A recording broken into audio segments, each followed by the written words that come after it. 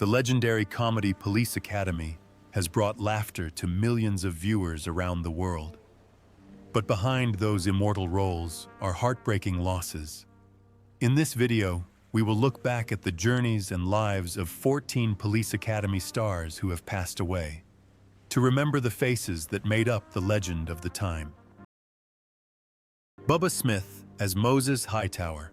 Charles Aaron Bubba Smith was born on February 28, 1945 in Texas.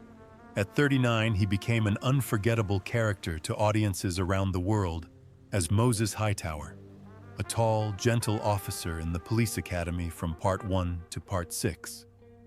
Besides his comedic personality, Bubba was an NFL football legend, being selected first overall in the 1967 draft and winning Super Bowl V with the Baltimore Colts. Illness had worn away his body, while the image of a steel hero became a psychological burden he could not shake off.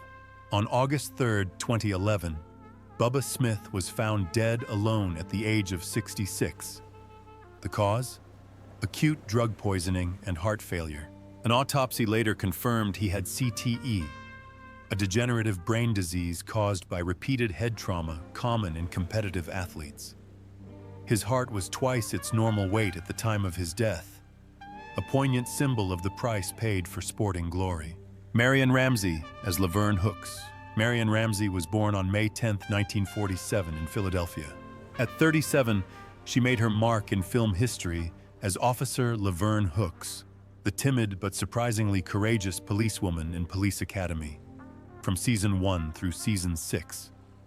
Her soft, high-pitched voice became iconic, making Hooks a character audiences would never forget.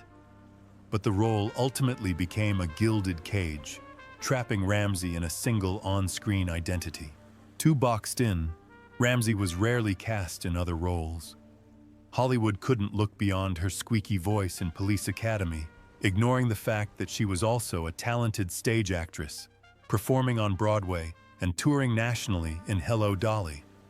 Her personal life mirrored her professional disappointment. After a failed marriage, Marion withdrew from relationships altogether. Childless and without any family, she lived alone in her home in Los Angeles. In her final years, Marion's health rapidly declined. Although the specific cause of death was not released, she suffered a brief illness before passing away on January 7, 2021, at the age of 73.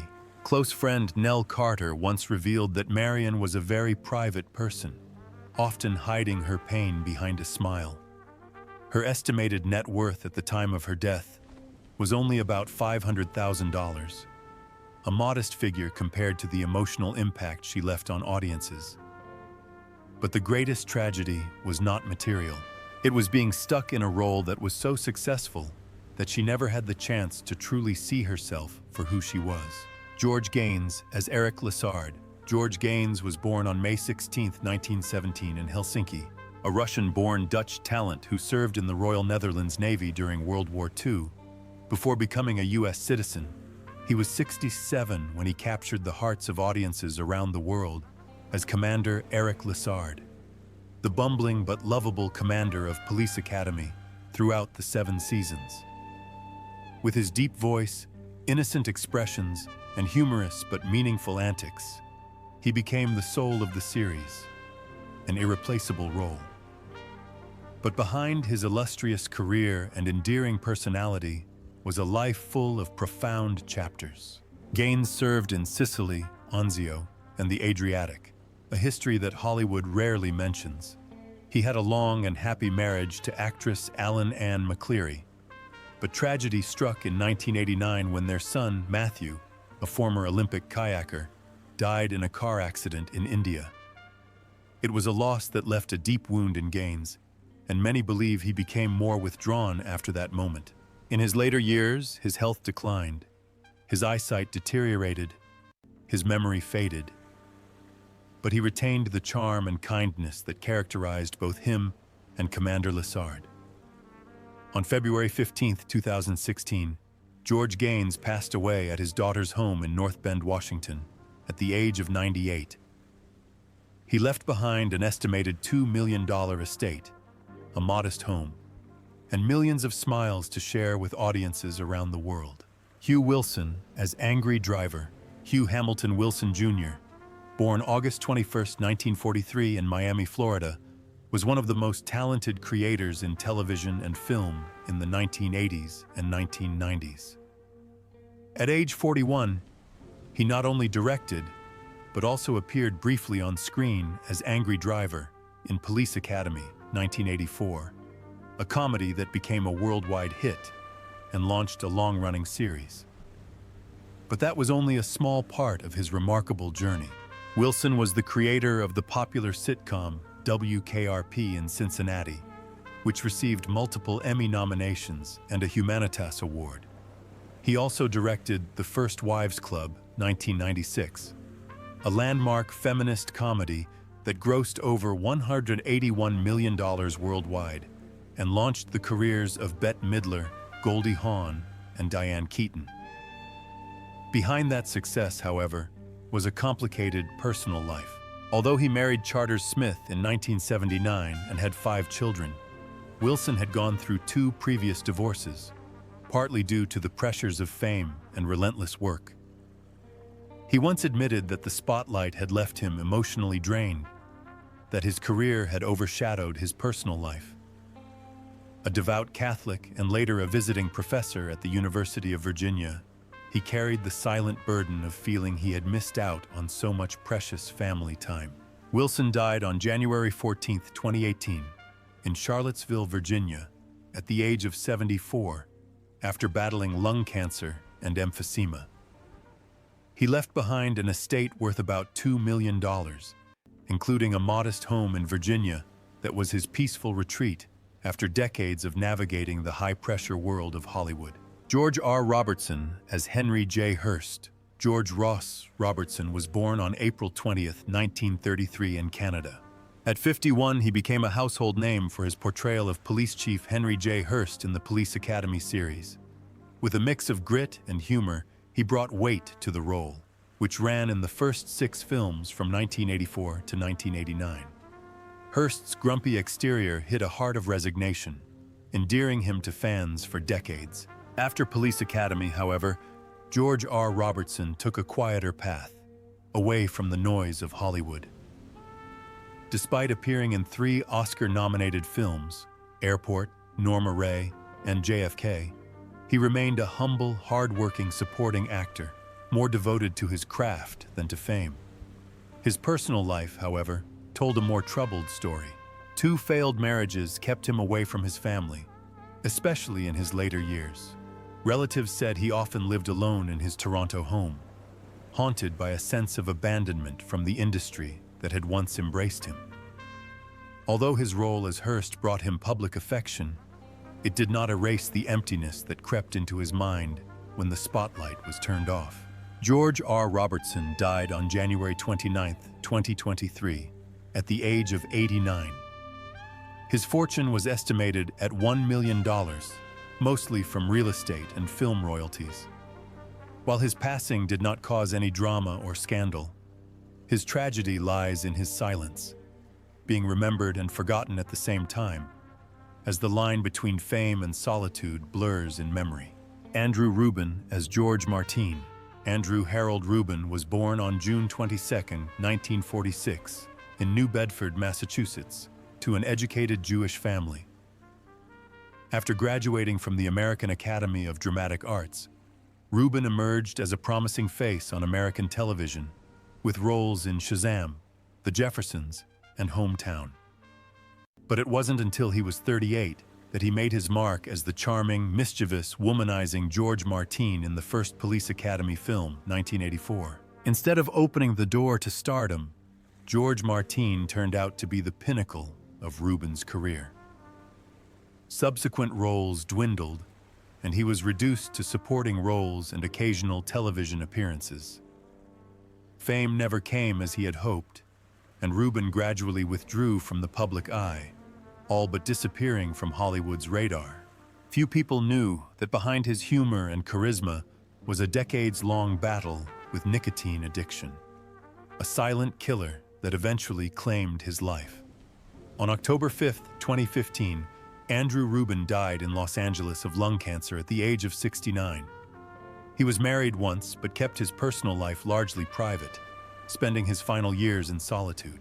At the time of his death, his estate was valued at around $1 million, including a modest home in Los Angeles, where he spent his time painting, writing, and living away from the limelight.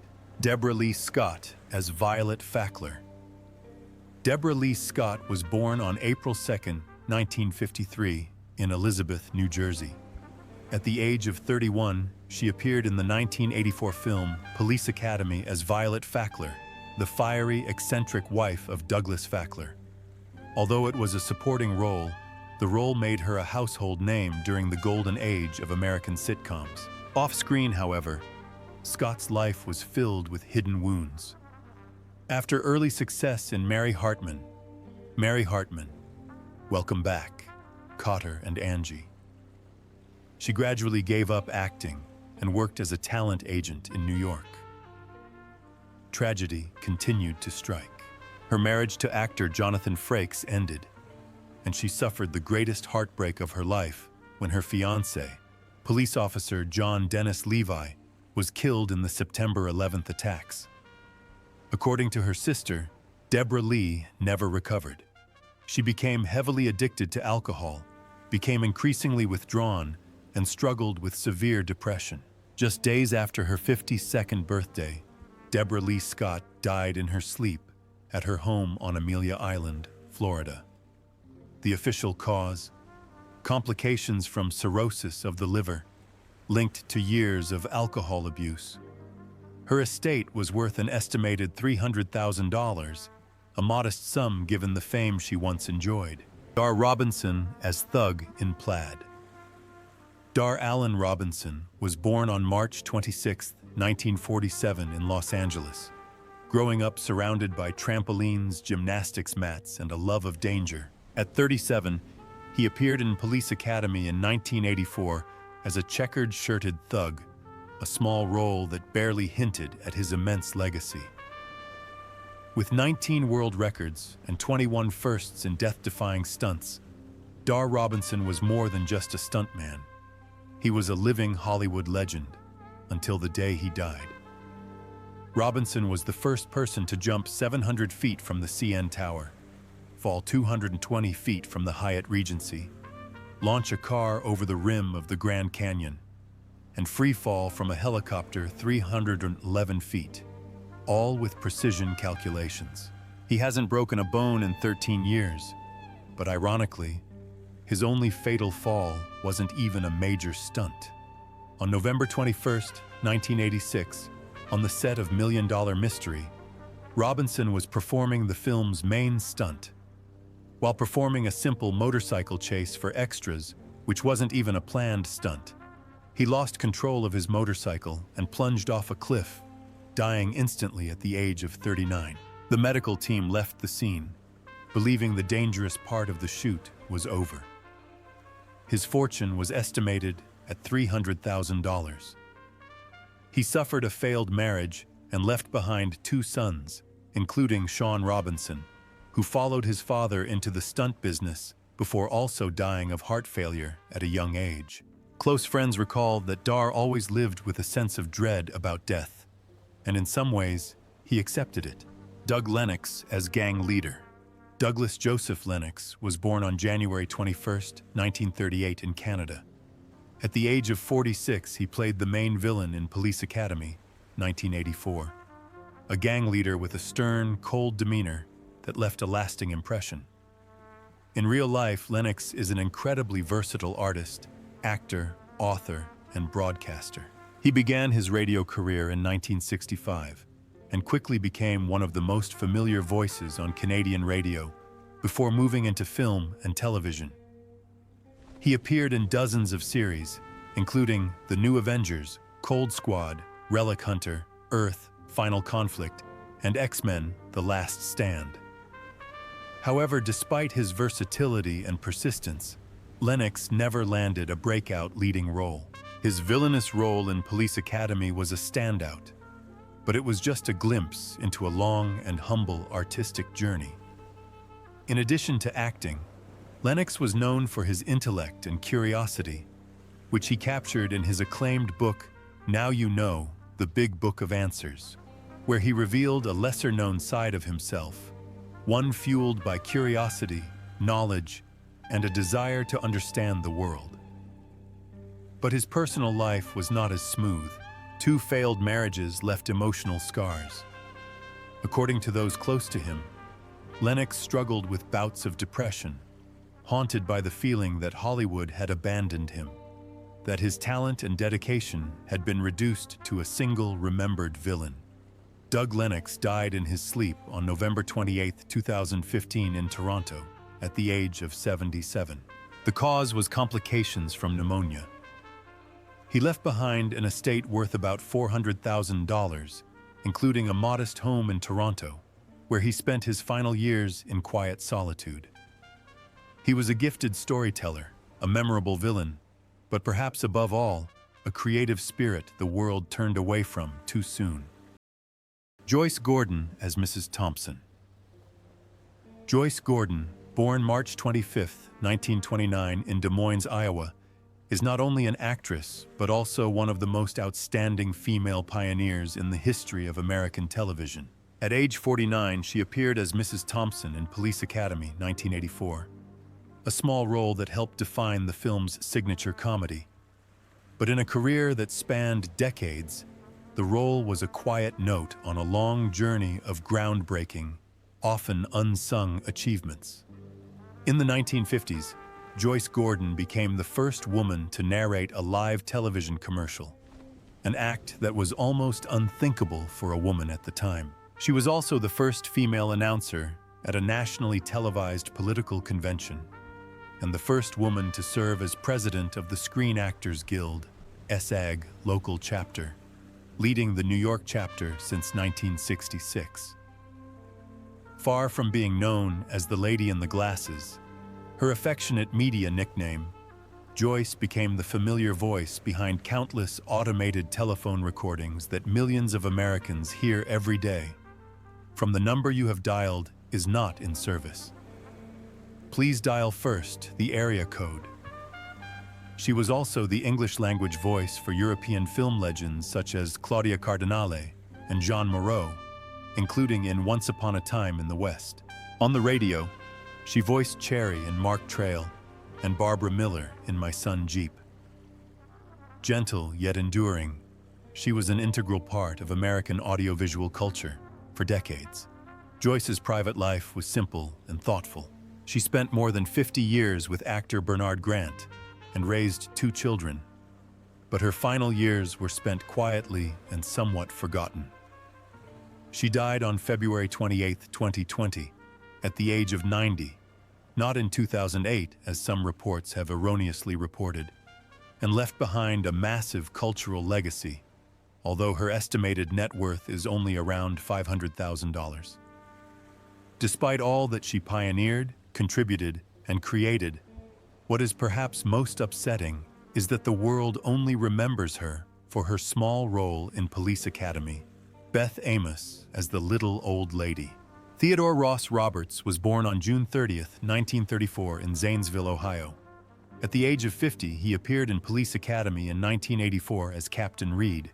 Although Ross's screen credits were brief, he was already a highly regarded actor, winning a Tony Award for his role as Lion in The Wiz, a role he reprised in the film version alongside Michael Jackson and Diana Ross. However, despite his stage success and powerful presence, his film career never took off as many had hoped.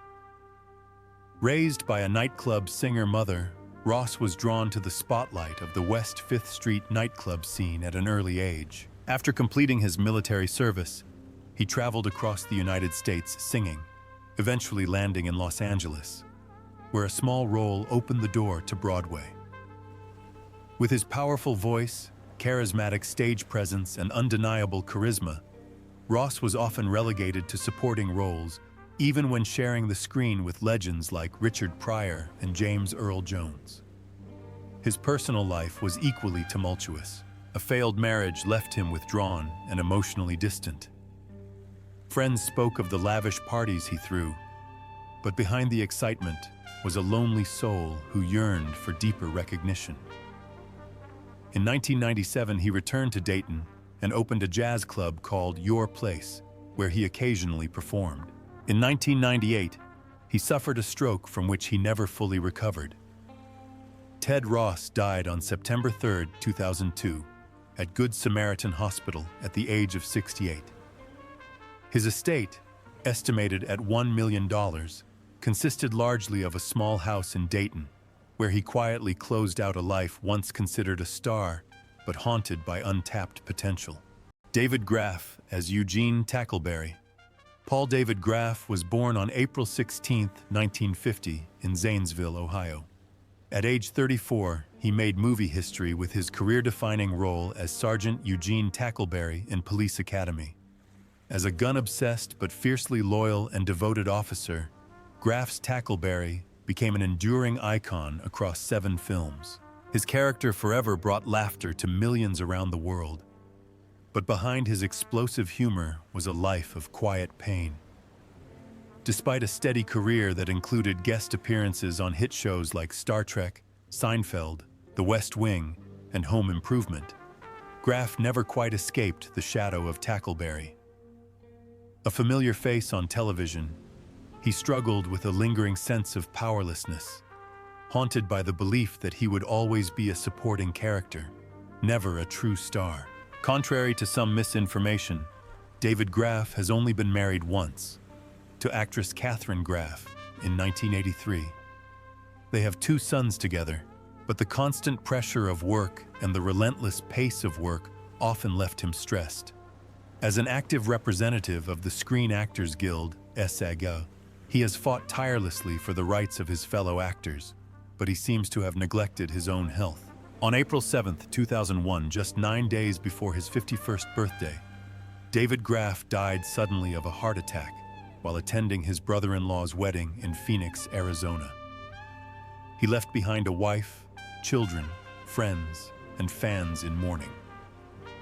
He was buried in Forest Rose Cemetery in Ohio, the hometown where his childhood theatrical dreams had been nurtured.